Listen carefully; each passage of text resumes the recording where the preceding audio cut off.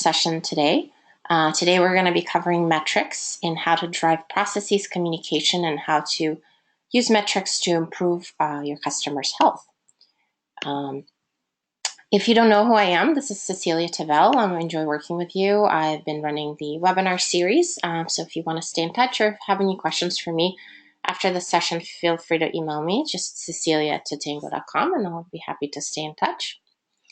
So for today's agenda, we'll first talk about, what metrics are going to be important for you to configure and what are the data points that are important to your business to have in Totango so that we can create metrics from them. And then we'll discuss how to configure success plays and campaigns to drive your processes and customer communication. And then we'll also discuss how to infuse metrics into your health. So to get started, just to start thinking about the process of metrics, you may already have a lot of data in Totango. It could be coming from your product directly, or maybe it's coming from your Salesforce CRM or another CRM system that you're using. So things to consider when deciding what metrics to create are, maybe you have a unique licensing model. We actually compute license utilization based on how many seats you have on contract versus how many active users are utilizing the product. So that's an automated calculation that Totango performs for you under license utilization. But if you have a different licensing model, maybe you sell credits of some sort. So you want to maybe come up with a formula that computes, how many credits were consumed versus how many credits were issued. But, if you're selling tickets, for example, how many tickets are available versus how many tickets were sold. And then storage, how much storage was allocated versus utilized. If you're sending emails, how much email was sent versus how much volume of email was allocated. And then from there, there's a lot of other things that you can compute as well, as far as usage and average usage of key features. So that's something that metrics can help you with as well. So that's just to start your process of thinking about what's possible. There's a lot of possibilities. It's really about, what is important to your business? What are your key performance indicators? What are you tracking against? And then start thinking about what data is needed for that. And then do we already have that data in Totango? If yes, great. If not, maybe there are additional data points that would be meaningful and impactful to have in Totango. So that's just a quick baseline to start with. There's also some visuals I wanted to present to you before we dive into the actual demo of where you can actually leverage and consume the metrics. So one of the areas is in the team performance console. So you have two places where you can actually edit and bring in the data that's important to you. And where I have my arrow pointing is one metric that we have configured that computes the average time spent per active user. And then if that's important, then you can actually expose that in this type of dashboard and see how your customer success department is doing and how this metric is tracking for everybody. So that's one example for metrics and where they are visible. The other place is in segments. So when you build your segments, you can actually add a metric into your filter conditions. And I'm here looking at average time spent per active user decreasing by at least 30%. And then I can also expose that in a column. As you can see on the right, there's a column where I expose the actual fluctuation across all my customers. So I can actually easily view and see by how much average active time spent per user decreased in the last 2 weeks. So that's another way you can actually visualize your metrics that are in the system. And then, of course, you can infuse them into your processes. So once you have a metric, and if an important one, it can either be a good thing or a bad thing. So in this particular case, we have kind of a situation where there's a significant drop in average time spent per active user, and we want to make sure that the internal team is responsible and kind of on it. So the CSM will get a task assigned via success play. So that's another place. And then, of course, campaigns. So if you want to automate some of your communication based on the metrics and how they're doing, you can infuse them into the logic for a customer communication campaign and send a very targeted message to a user. So maybe something positive happened. Maybe it's an upsell opportunity where they're really leveraging your system and really taking advantage of key features and functions. Then maybe it's an upsell expansion opportunity. that can also be automated and done as a self-service via campaign. Or maybe there's something else you want to do, like another program based on, a way that your customers responding and, using your product via metrics. The other thing that I wanted to share as well is the reports. So for every custom metric that you have, you can actually use it as a component when you break down the data in your reports. So in here, I actually brought in two metrics. One is users percentage. It's a metric that we have on our system.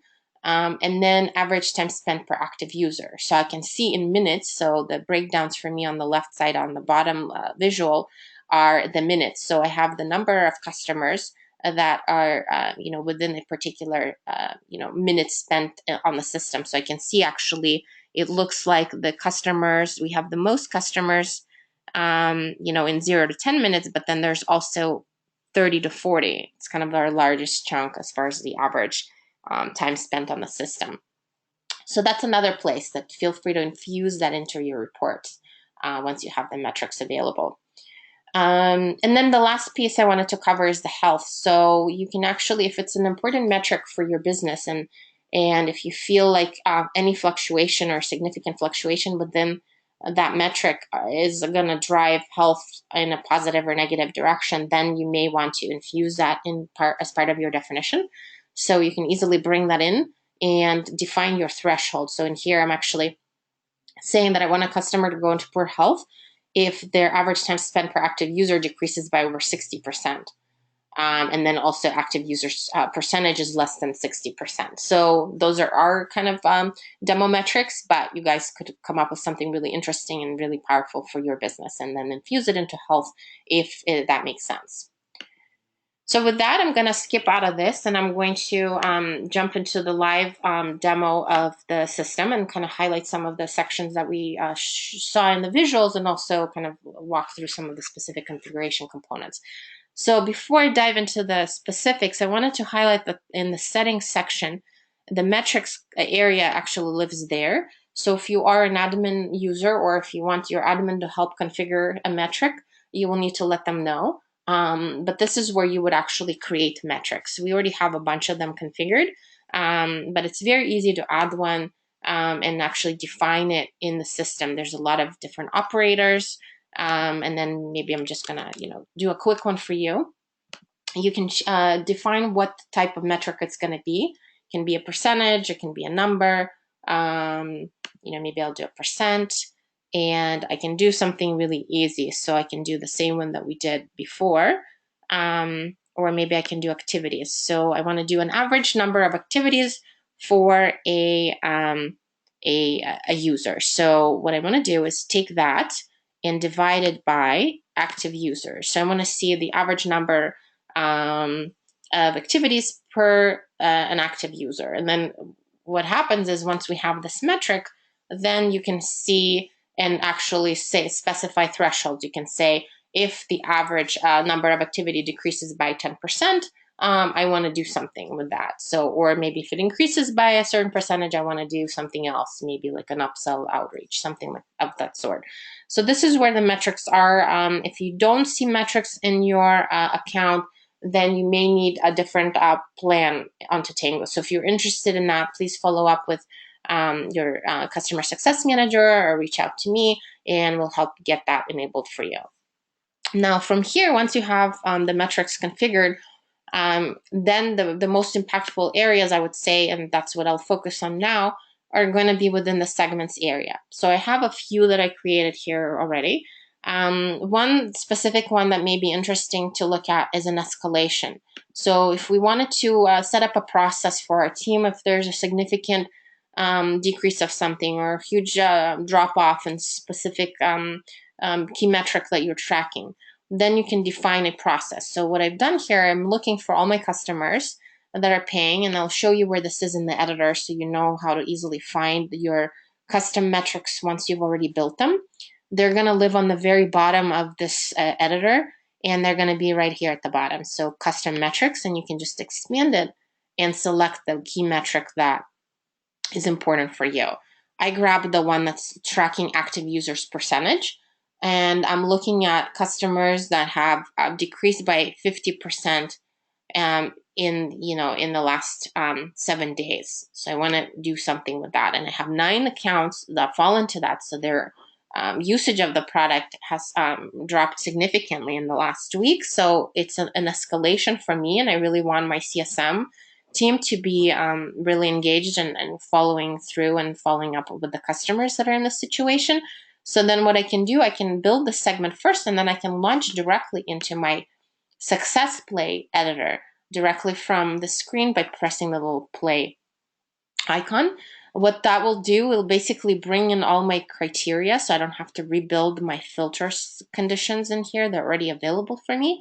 All I need to do is give this a description. I'll just give it a test description. And now with the new success flows, and hopefully you guys have seen this already, but you can categorize your specific interactions with your customers by specifying what type of interaction it is. So in this case, it's going to be an escalation success play for me. And then I can just continue. And now I can actually specify my task. So I can say reach out to customer, discuss any problems. And you can make this really specific so that your CSM knows exactly what to do. You can assign it directly to them. You can specify who it's assigned by. It's going to be you, or you can specify someone else. You can give it priority. I'm going to give it high because it is an escalation, and I'm only going to give them a day to get this completed. And then from here, I'll continue. And then now I have my success play pretty much ready to go. All I need to do is activate it. And once I've activated it, that's going to generate the specific tasks that are going to come to my customer success team's notification center within their portfolio. And they'll also get an email letting them know that they have a task assigned. So that's a success play. I'm going to go back to my segments and look at some other components that we have available for us. So again, think of the success play as a way to automate your internal process for your team, which makes it really streamlined. They don't need to scratch their head to figure out what they need to do. They will have the information already presented to them through Totango. So just wanted to mention also, we will hopefully have a few minutes for questions. So if you guys come up with some questions as we're going through this, there's a question box that you can type them into, and we'll take as many questions as we can. Now, the other thing here is a user level list or segment. So the one that I just showed you for escalation was an account level segment, but we also have the user level segments, which are impactful when you're looking to set up a campaign. So in this particular case, I'm looking at customers that are my upsell opportunities. So my filter here is looking at tasks and touch points per user is at least 60. So I'm looking at a threshold that I'm comfortable with of customers and users that are taking advantage on the account level. And they're taking advantage of tasks and touch points. And let me go into the filter really quick so that you can see the difference. So right here, we have the little individual little user icon. And then on the bottom, we have the little briefcase, which is the account level filter. And as you can see on my account filter, that's where I'm actually looking at tasks and touch points per user on the account level. So I'm looking at the kind of the overall usage on the customer level. And the account filters, you can expand and specify what those should be. I also want to look at actually my paying customers only. So I'm going to grab my paying customers. And then on the user level, what I'm doing is I want to message this because it's an upsell outreach. I want to make sure that this email goes to our key contacts and not, every end user, that it's just targeting the individuals that are responsible for the contract and our main, account holders. So I'm specifying key contact here. You can define your key contacts in Totango. There's a section under the account profile where the team section where you can actually designate key contacts and they get little crowns in the system. There's other ways to populate that into the system if you have that information already available. But it is important to have the key contact information so that your messages and those email communications that go out are at the right level. So now we have that. So now I have my user level segment defined. And from here, again, similar to success plays, I can start my campaign building process directly from the segment. So I can simply click on Start Campaign, and now I don't have to rebuild my logic. I am brought into my editor right away. I can simply define what type of success flow this will be, or what type of interaction this will be with my customer. And I'm going to specify that's an upsell. And then I'm going to have my own custom campaign. So it's going to be a campaign that I can customize myself. Now, all my filter conditions are already available, so I don't need to worry about that. I can simply click on continue and then proceed on to defining my campaign. So I can actually build, I can create my subject, you know, and obviously make it something like not super pushy, but something that's gonna, you know, catch the customer's attention, but not make it super like, oh, we just want, you know, you to upsell now. So something that you can to expand. And of course, this is just generic, but you can make it very specific. You can send it from the Success Manager, so it's going to come directly from the CSM. And then you can have the opportunity to define your fallback email address if for some reason there's no CSM. And I'm going to just pick the plain text template. And from here, it's the same process of building a campaign. As email, you basically define and specify the key data that you want to infuse. So I'm going to send it to my first name. So I'm going to have the first name there that I'm addressing the user by. And then in here, you'll customize your text and maybe even present some information to the customer about their own usage or their own data. And you can actually click on the data piece here, and anything that we have tracked for that customer, either on the account level or the user level, you can actually present to that individual user. So it's very much customizable, and when they get that email, they'll have their own, information about, the data that you have on them. So you feel free to infuse other data points. Once you're ready, you can preview your message, send a test message to yourself, and then when you're ready to proceed, you'll simply schedule your campaign, and then you can define whether it's going once right away or if you're scheduling it for later, but you have a few options here. So that's your campaign's capabilities.